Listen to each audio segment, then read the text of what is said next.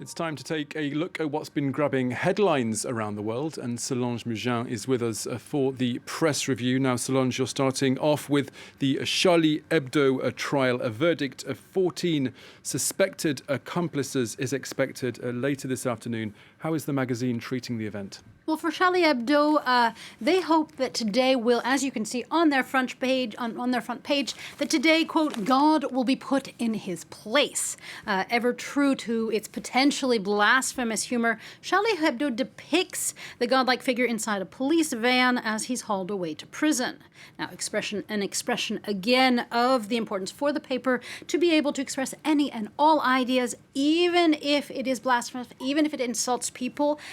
In Charlie Hebdo's editorial, the paper says that it hopes that today's verdict will mark an end not only to the 3-month trial, but also to a cycle of violence that has lasted 6 years.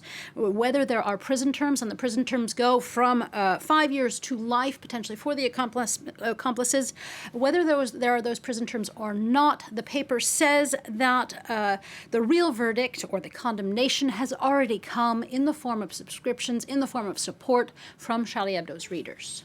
Now, Solange, French law is also being discussed today in the French press because of a fine that's being levied on Paris's mayoral office. Yeah, Nouvelle Ops tells us that the Paris mayor has been fined a whopping 90,000 euros for hiring too many women. And Hidalgo, the mayor of Paris, hired 11 women and 5 men to senior positions. That's about 69% female in 2018. Now, a gender imbalance that breaks French law, actually, where it says that there can't be a bigger than 40% imbalance. The Minister of Public Services called the fine absurd, that the cause for women deserves better, for it helps correct a wider imbalance in Paris's town hall that favors men. Nevertheless, the mayor of Paris has said that she will gladly bring the check and continue to fight for equality. Okay, turning now to Nigeria, where Boko Haram has claimed responsibility for kidnapping hundreds of teenage boys from a school in the northern Katsina state last week, Solange. Yeah, the paper The Daily Trust does an in-depth report today citing parents and their anxiety and fear that they must be feeling as they await the fates of their children. They're also discussing what could come next, be it the possibility of a prison swap, ransoms, or inaction. Vanguard says that everyday Nigerians are tired of what the paper calls, quote, the worrying ineptitude and obvious failures of the government to decisively deal with the bandits, end quote. The paper says that President Muhammadu Buhari should take this as an actual threat. He himself has come under heavy criticism for being on vacation nearby and not rushing to the scene after the kidnappings. Now, Solange, moving on, the British Prime Minister Boris Johnson is under pressure to rethink his plan to ease coronavirus restrictions there over the Christmas break. Yeah, it is a COVID crisis shambles. That's what the Daily Mirror calls the current limbo that families are feeling, whether they don't know whether they can be together on Christmas or not. Quote, all we want for Christmas, this is a quote, this is a Mariah Carey song, all we want for Christmas is a decision, the paper says. Johnson is expected to make a final call tomorrow. And the Mirror says, quote, a dithering Boris is refusing to tighten the free-for-all, end quote. So this could as well be the kiss of death. Many scientists and the cartoonist Nicola Jennings says of this opening of the rules, she depicts the Prime Minister with huge lips, kissing, holding up kissing mistletoe. Perhaps the cartoon should come with the warning, do not kiss this, but who knows?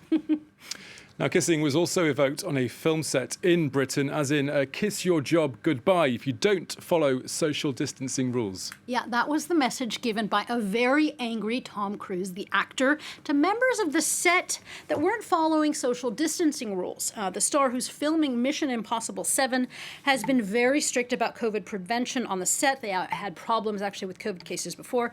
And Variety actually has audio of Tom Cruise telling crew members who were standing too close together to stop it, follow the rules, or you're effing gone, end quote. So a star wielding his power here, yes, but also some pretty sage advice from Tom Cruise, especially for those who want to see the culture and entertainment industry sort of get back to work, and not to mention the fans who want to see Mission Impossible 7.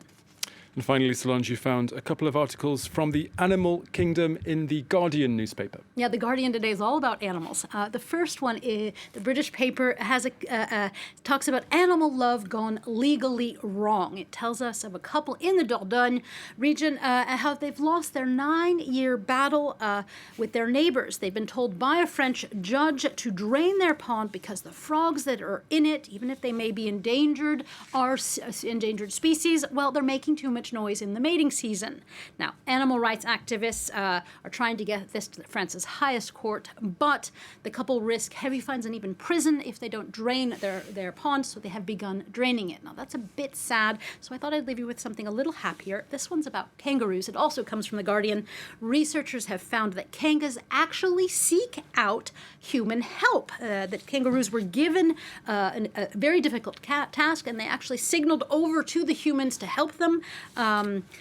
However, the article warns if a kangaroo crosses your path, do not approach too much. Do some social distancing because they can thump you pretty hard if they want to. Okay, Solange Mougin, thank you very much.